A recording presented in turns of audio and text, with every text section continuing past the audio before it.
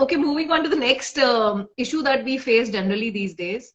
With all the coachings going on in the morning, school, then coachings.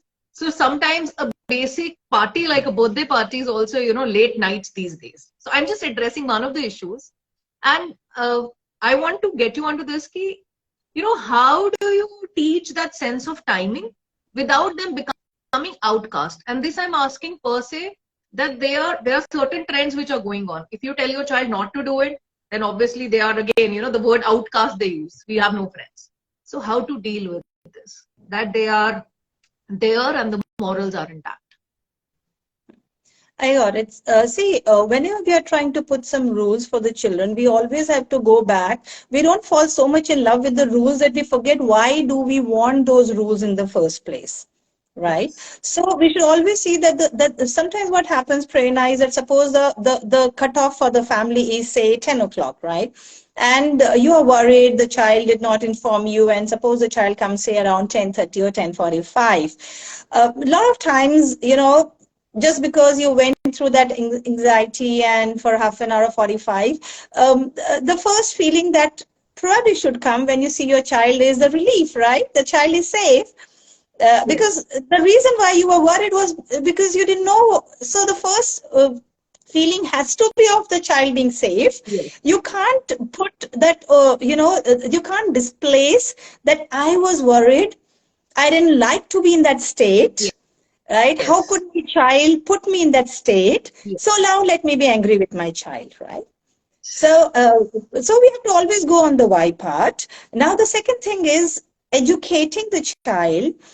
Again, about whatever you see is the trend going on. Now, there are a lot of trends, Prerna, which is about truth and dare. And a lot of time the dares are where the child tries to mimic, because children are, this is also an age about self-identity.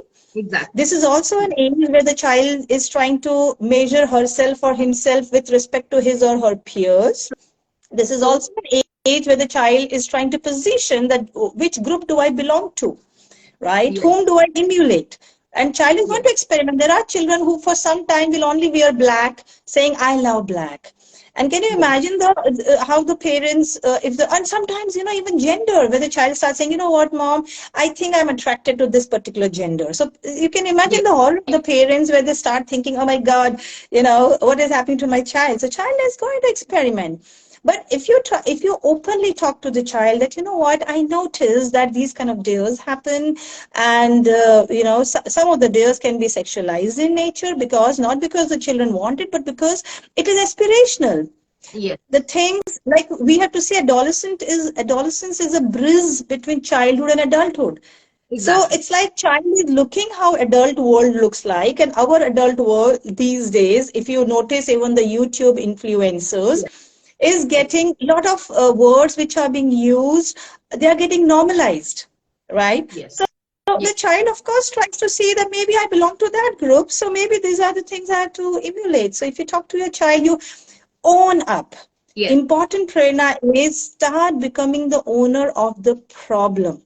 You are the guardian of the child, and I also have 2 adolescent children, by the way. So, we are the guardian for the child, but we need to own up. It is my problem that I worry for my child, right? So then if you say that, you know what, I'm a little worried, if you start using I sentences more, yesterday you came at 11 and I was worried because I had no idea. I didn't know what should be the cutoff, where I start escalating it. So, I would appreciate and tell the points. And one most important thing is, suppose the child comes at 11 with the friends, I would never suggest to shout at the child in front of the friends. It's important that for an adolescent, especially because they are still building their self-image, it will affect your connect, right? So it's important that we never shout. You feel relieved, wow, the child is safe, and then you hold on, because beauty about adolescence is you can always come back to talk the next day or something. When you are calm, the child is calm, right? So never, and another thing is, never use friends as an example that look at this child, that child is so good, why don't you behave like this?